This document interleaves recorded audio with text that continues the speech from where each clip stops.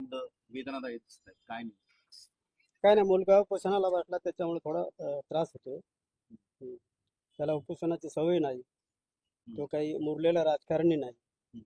तो एक शिक्षण कंप्लीट करून भारतात आलेला भारताचाच एक नागरिक आहे. आणि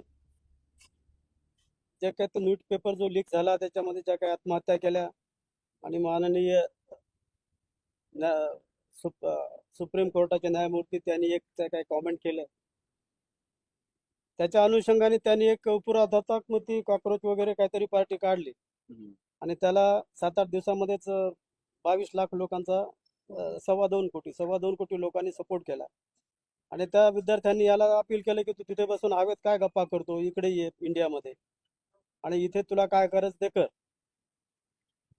म्हणजे तो इथे त्या भावनेच्या भरात इथं आलेला आहे. मी त्याला खूप रिक्वेस्ट केली होती की इकडे येऊ नको तू, भारतातलं वातावरण काय सध्या चांगलं नाहीये. मी त्याला सांगितलं होतं इथलं सरकार चांगलं नाहीये हे सुद्धा सांगितलं होतं त्याला. लोकांचे कारण यापूर्वी जे काही आंदोलनं झाले, जे कोणी उपोषणाला बसले, ते GD अग्रवाल वगैरे ते आम्ही सर्व वाचत होतो घटना.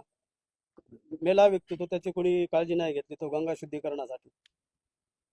हे सर्व माहीत असताना आणि मी एक सुशिक्षित एक जिम्मेदार नागरिक असताना हे त्याला सांगत होतो की मी तुला एवढा कर्ज काढून जे पाठवलंय तर तू इकडे येऊ नको, तिकडे चांगला सेटल हो आणि आपलं सुखी जीवन जग. पण त्यांनी ते ऐकलं नाहीये आणि तो इकडे आलाय आणि आता तो उपोषणाला बसलाय तिथे. तर जसं सोनम वांगचुक सरांना त्यांनी अचानक रात्री सकाळी उचलून नेलंय.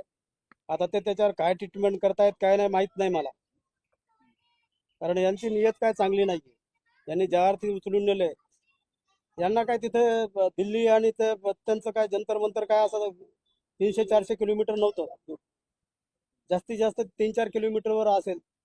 तर त्यांनी तिथं जायला पाहिजे होतं, त्यांच्याशी चर्चा करायला पाहिजे होती आणि त्याची मंजूरी करायला पाहिजे होती की उपोषण सोडा, तुम्ही काय निर्णय आहे ते आम्ही घेऊ, किंवा त्यांना काही आश्वासनं द्यायची असते.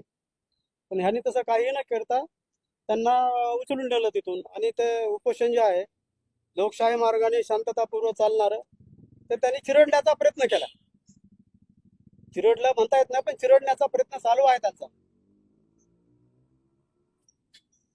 हे सगळं देशाच्या पंतप्रधानांना म्हणत होते की देशाच्या पंतप्रधानांना कळलं पाहिजे.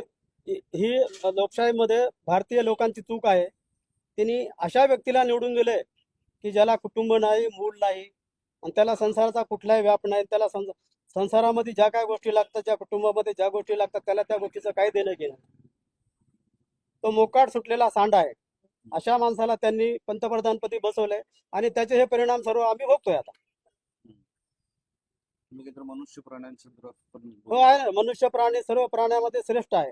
जे काय पृथ्वी तलावर जेवढे जनजाती आहेत त्याच्यामध्ये गाढव आले, डुक्कर आले, बैल आले, कुत्रे मांजरे सर्व आले, त्याच्यामध्ये मनुष्य प्राणी हा सर्वात श्रेष्ठ आहे.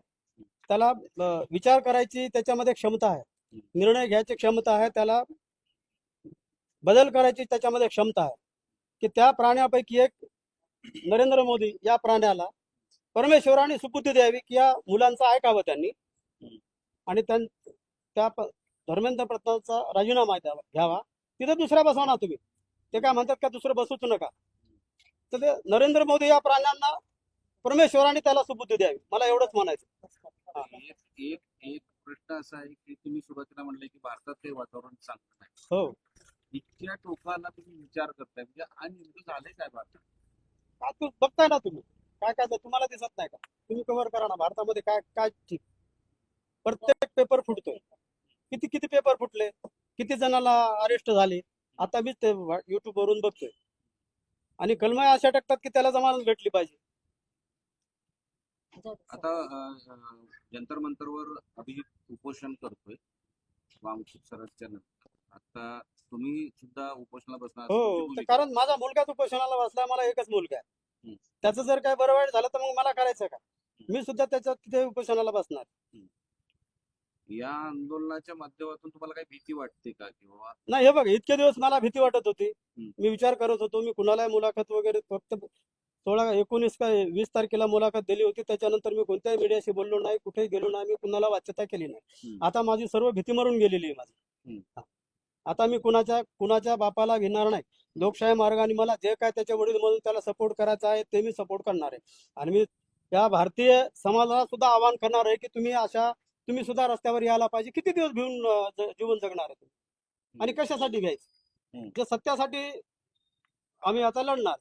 माझ्या मागे कुणी येऊ न येऊ, मला तर माझ्या मुलाच्या पाठीमागे राहावं लागणार. लोकशाही धोक्यात आल्याचं तुम्हाला वाटतं? लोकशाही धोक्यात आलेली. यांना वन नेशन वन पार्टी पाहिजे. चायना सारखं यांचं चाललंय की चायना सारखं, जसं चायनामध्ये दुसरी पार्टी येतच नाही. रशियामध्ये सुद्धा तेच आहे. व्लादिमीर पुतीन एकटाच निवडून येतो. दुसरं तिथं कुणीच निवडून येत नाही. चायनामध्ये सुद्धा दुसरं कुणीच निवडून येत नाही. यांची तसं हे आहे, चाललंय तसं. त्या मार्गाने भारत चाललेला आहे. त्याची सुरुवात झालेली आहे. आता त्याला यश मिळतंय नाही मिळतंय भारतीयच्या जनतेवर डिपेंड आहे की यांना कसं करायचं.